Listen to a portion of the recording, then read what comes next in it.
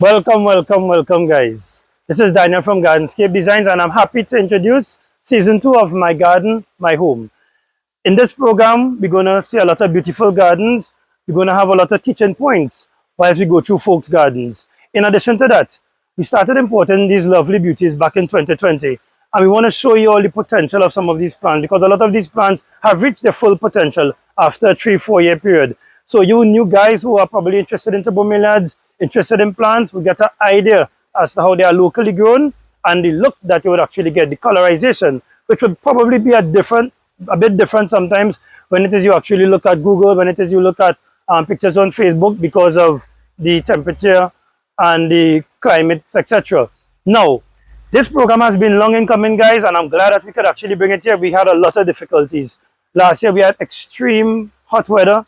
This year started off the same way, and it forbid us from actually going to folks' garden and stuff like that. Had a lot of plants that was destroyed. But we thank those guys from season 1 who let us come into their beautiful space. We thank those in season 2 who allowed us to come into their beautiful spiritual space that we could actually bring these programs to you. Guys, there are a lot of folks who probably may not be into plants or may not be into bromeliads, but I suggest and I recommend that you actually go into plants. I believe plants is something very spiritual, something that you could actually connect with, and it helps a lot with de-stressing everyday life, going to work, dealing with the kids, back and forth. And another thing with kids just give trouble. There's answer you back and stuff. Your plants don't get that type of trouble, and they don't answer you back and give you all that sort of back chat, as you would say in local parlance. So, guys, get into plants and stuff. For me, starting into plants, it was a lot because of stress. You know, sometimes folks may not smoke, they probably may not go to the bar line, or they probably might just like to be reserved and be to themselves, and we actually go through stress in just everyday living. So for me, plants actually brought a sense of peace and a sense of serenity to me, a sense of calm. For those folks who don't like plants, you ever go into a green space and actually felt different? The plants are calming, they are soothing. So we actually recommend, this is like vitamins like tonic P plants, right? And tonic B bromeliads. So we want you all to get into these bromeliads, these lovely pieces, and start to enjoy them in your garden. Start to enjoy them in your home. Back in 2020, during COVID, a lot of us was actually getting into plants. And for us, a lot of us was getting into it because it was trending. Everybody wants a plant, everybody wants something, they want something to do. But guess what? At that point in time, we thought that we were actually nurturing the plants. But in reality, I believe that the plants was actually nurturing us. Let's take a walk and see some of these beautiful gardens. Enjoy the episodes. Share it with your friends. Find us on YouTube. Find us on Facebook. Be safe, guys, and be blessed. Now to the first yard.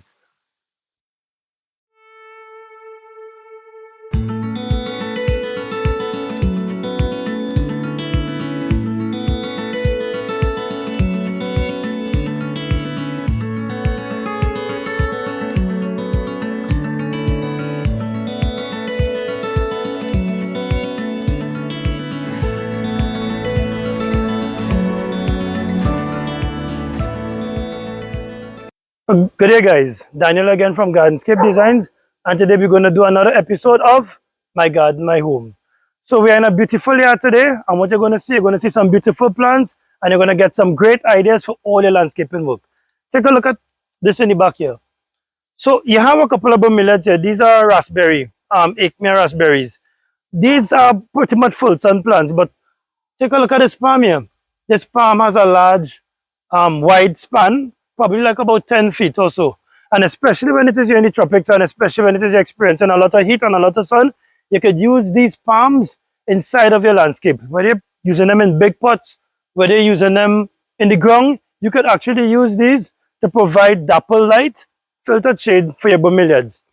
Look on this side here. You've seen a lovely Bismarck palm. And this is one of my favorite palms, the Bismarck palm. So over on this side, you have Blanchetiana, Acmea Blanchetiana lemon, right? So we have the lemon. You also have the orange, right? So the lemon has a bit narrow leaves. I believe the orange have broader leaves, and the orange would be pretty much orange, but the lemon has a yellowish tinge, a yellowish color straight over the leaves. But because of the amount of shade that is getting from the Bismarck palm, it is not getting that color, but the Bismarck palm is extremely effective as well, especially if you have a smaller one, for actually giving some of those bromeliads some dapple light. Let's take a look at another part of the garden and let's see what else we can see. Here we are at the entry of the main entrance in the house. Here we can see quite a lot of different plants in which the homeowner have blended in with their bromeliads. So, I mean, he loves his plants and stuff, and unlike me, I get rid of most of mine, but he didn't get rid of most of his. So take a look at some of the nice plants that he have here, right? We have this lovely namaska, and we have it in a nice big ceramic pot. He loves ceramic pots. If you look, you would see multiple different ceramic pots staggered and layered at different heights, so that you will be able to actually see the beautiful plants and that they could actually work well in his garden. This is namaska here. This variegated plant, a very nice, lovely brown color. It's not getting so much sun in this area because it's shaded, so the color is not extremely prominent. But look at this pot. It has multiple different plants in this pot. And again, this is a very nice idea that you could continue to incorporate. He has a neo and another neo and also a Varicea in this area. At the bottom, we have Cane Fire X Giant. This is a massive grower, and it's very much affordable and something that one could actually get to complement their space in the garden. It's a large growing plant, a Michael Key hybrid. So you have like cordyline and other different tropical plants within this area. We have areca palms as well, adding an aesthetic appeal. This is a large growing Varicea, a very large, massive growing Varicea that could get to about 1 meter wide. I can't remember the name of it, but look at what he does here with his pot. So we have this bromeliad and we have a lot of empty space at the base of the pot.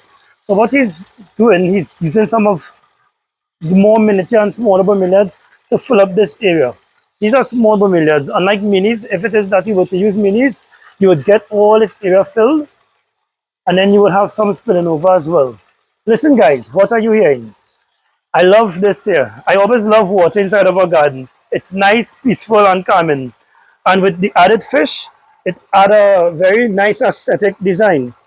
Now, these water features are very important, and it really adds. They give you that lovely outdoor touch. Water is usually calming and very peaceful for the soul. You can actually think, you can actually relax. You can come out in your garden and enjoy. In addition to that, because of the noise that you would actually hear from the water, it drowns out other sounds around the house. That is another lovely thing and a very nice thing with water. Look on this side, you would see he incorporate pretty much several different Variceas in his landscape as well. This is mint julep. Again, this one is not getting a lot of sun, so what you would find is that it will not get this area lighten up here. This area usually gets pretty much more pronounced. It's not going to get more pronounced without getting a bit more light. We have Creza X Flamingo. This is a new hybrid that we recently started importing in Trinidad. And another Varicea here. Now, this one is Charlotte here, a commercial plant that you could probably get in some of your local plant shops. Variceas is a very lovely genus of plant that a lot of people don't go for because they're a bit frightened. They're a bit nervous because of the nature of the plant. But it's something that we could all actually incorporate, just a couple in our gardens to make it look nice. Picasso here. Now, sometimes when we are going through these videos, guys, you would actually able to notice certain things. Now, Picasso might not have its full color as you would know, but it's probably because of where it was located. This plant was moved from an area that have quite a lot of shade, and it was placed here just recently. So it haven't yet acclimatized and fully got the color in which it ought to get, which is a nice purple reddish color with 1 or 2 little spots. Here we have different plants here, all coming layered from one height going straight up to the top. Another one of my favorites is Ray's Black Knight variegated. This is a 2020 Michael Key hybrid. Lovely color. This is a hybrid, I believe, from Germany. This is the only albumarginated Weinberger that I'm aware of, and it's with some albumarginated guzmanias in one pot. This is a lovely, I believe it's a it's anthurium, a local anthurium that you could find in the forest in Trinidad. A very Nice plant. And at the entryway, guys, you are seeing two lovely alcantharias. Now, this is another genus of plant. Full sun plants, these plants could take a massive amount of sun. This is Alcantharia silver, Alcantharia imperialis silver. So there's the imperialis red, there's also the imperialis green. And why they call it silver? Look at the underneath of this plant. It has very, very strong momentum on the under of the plant. So when it grows massively, which is like about 5 feet wide and it grows outward, you would actually see that silver momentum on the underneath of the plant, giving it that very lovely look. Take a look at this pergola, the lovely sphagnum moss that you see draping here. It's very, very aesthetic and very beautiful and calming, especially with that waterfall.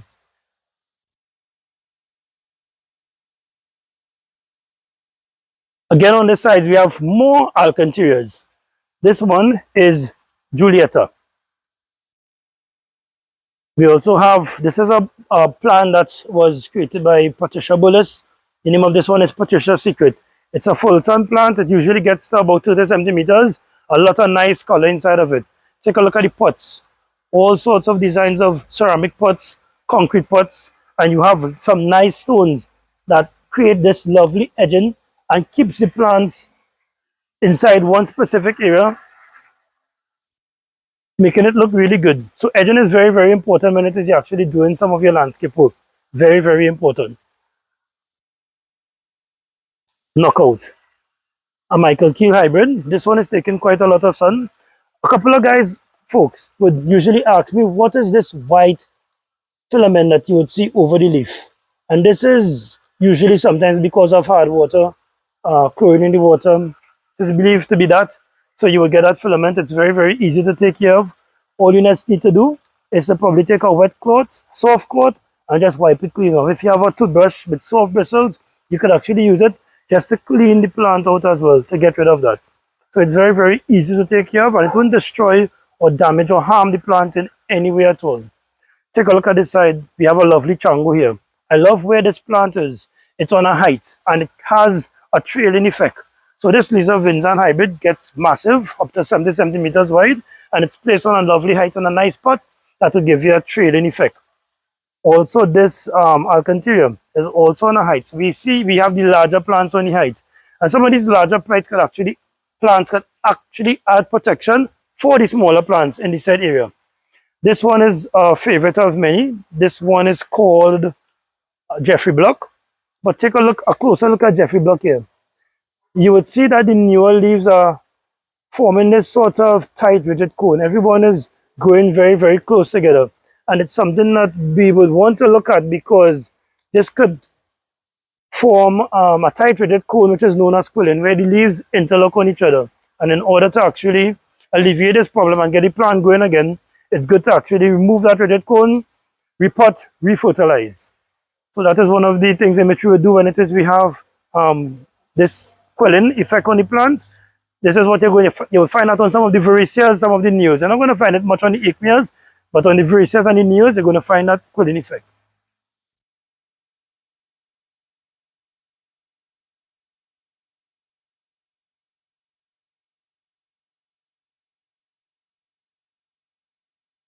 So guys, the sun is getting really, really, really hot these days, and it's only in the first quarter of the year. That is when this video was filmed. And we could actually see some of the sun damages that are taking place on the plant. Very, very simple for the newbies. You could actually shape the edges of these leaves. Just take a scissors and shape the edges of the leaves. Cut off the dry leaves so that it can continue to look aesthetically pleasing. Look at this lovely palm, a nice foxtail palm. Foxtail palms are very, very popular in the tropics here. They are full sun palms, and they get up to about 30 feet wide, 30 feet tall, and probably like 20 feet wide also. Look at how this palm is actually used in conjunction with the cordylines, fuchsias, false agaves, and the other plants that you would actually see in this area. So it's not only bromeliads we will be looking at today. We will be enjoying the aesthetics and the beauty of all the different plants and the landscaping ideas in which he actually incorporates. Now this is a fountain, no water, but it's a very, very nice thing. Probably we don't need no water in this one because of the amount of noise and water that we're getting out of this one here.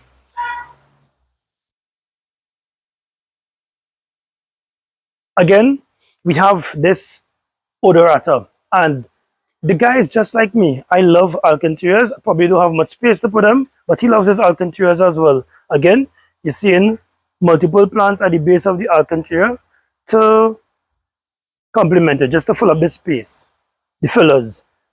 I mean, once it is that these plants are minis and stuff, minis being having stolons growing out of it, again, they would give you that spreading effect. Look at this tree, guys. The name of this tree is a bottle brush tree. Why do they call it a bottle brush? You know those baby bottle brushes? It has that same effect. Look at it. It's just as though you could actually use this and just probably clean or wash one of your baby brushes. But this is not why I draw you across to this tree. It's because of the lovely work in which the guy does with his bromeliads. Just look at it. So, mountain bromeliads is another thing that you could actually do on the trees. Another aspect that you could actually use the bromeliads. Now remember, the roots are there to provide stability for these plants, which would usually grow on trees. So what he did is just use a couple of twist tags in order to actually stabilize the tree. When the roots start to grow out and they latch onto the tree, he would remove it. Look at this. And once it is you have one tree, you would have multiple stolons coming off of this plant. Again, it's draped with lovely sphagnum moss to add more aesthetic appeal. So all the different plants that you would see on this tree did not grow naturally, but all of them are actually mounted. So this is another way that you could use a small bromeliads. This is another way you could use a mini bromeliads to actually mount on trees.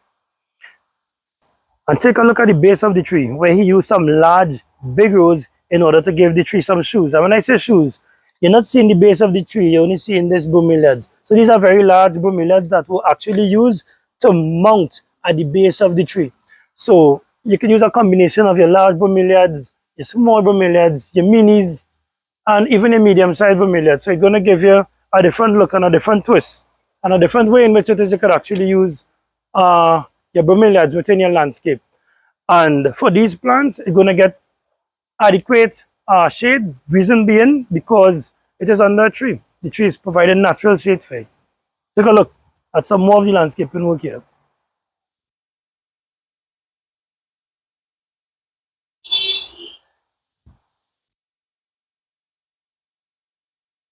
It's always good to actually incorporate trees within your landscape, whether you have them in pots or in the ground. I always stress that if it is you have trees in the yard and stuff, try to clear the area at the bottom and start to do some work there. Start to do some work and start to store your bromeliads there. Start to get some of these lovely tropical plants.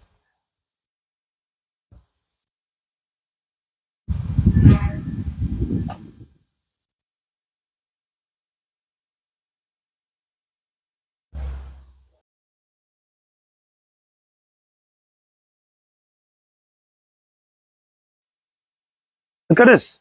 Look at what my hand is on, a piece of driftwood. These driftwoods, you could usually get them at the beach. You could get them in the forest or what have you, and you could use these to mount bromeliads as well. Or you could just have them standing alone with your garden ornaments to add a little touch and a little spark to your garden along with your bromeliads. So guys, bromeliads is one of the most popular tropical plants in Trinidad and one of the most popular plants in the world. I think that it is evident and very important that you get at least one or two of these plants to grow in your garden. There's a popular saying that says, my home is where my plants is, but as for me, my home is where my bromeliads are. This is Daniel from Gardenscape Designs, and join us next week for another episode on I Garden My Home. Be safe, guys, and be blessed.